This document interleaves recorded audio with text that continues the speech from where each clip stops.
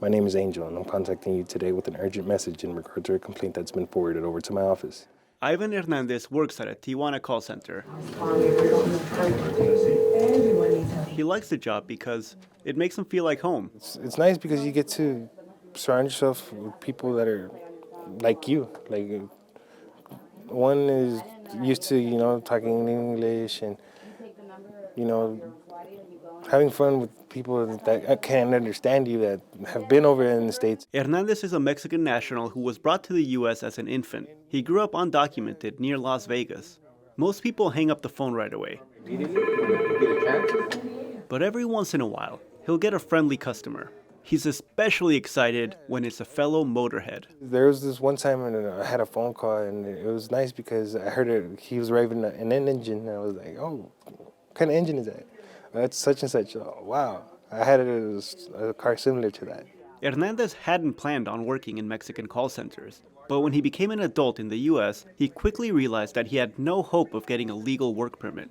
So in 2011, he decided to self-deport back to Mexico. It was either that or spend his life in the shadows. He's not alone among his coworkers at the call center. These jobs have become established landing spots for deportees. Their English skills are an asset, and wages there are 3 times more than what they would make in a factory. Please understand that this is a time-sensitive matter. Daniel Ruiz started working in call centers 20 years ago. Now he owns one.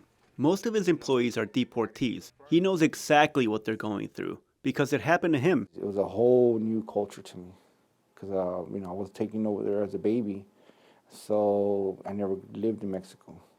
And coming back as an adult, it was a whole new culture. It was like, if they would have put me in China, it would have been the same thing. Even though it's technically their home country, deportees aren't always accepted back to Mexican society. Ruiz says that they're viewed as cholos or criminals.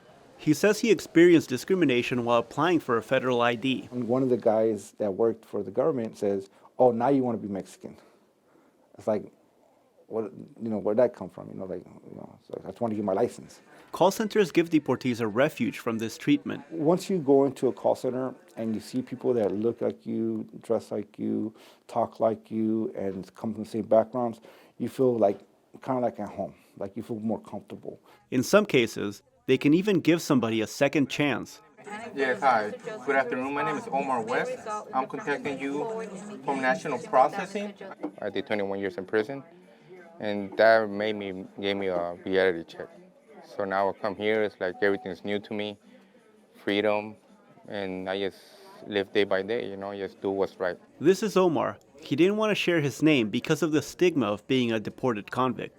He says the job and friends he's made through the call centers help him stay busy and out of trouble. Well, I got lucky enough that I came to my friend's house that helped me out, and I was there for a month until I got my own place, and little by little, I learned about the call centers. Every deportee interviewed for this story still has family in the U.S. Some of them are American citizens, while others remain undocumented.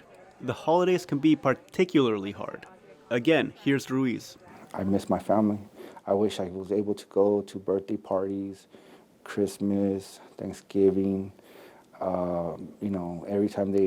Anytime my family unites, they go for whatever party they're doing, they're all together, and I'm here. So that right there, that pain, was every deportee.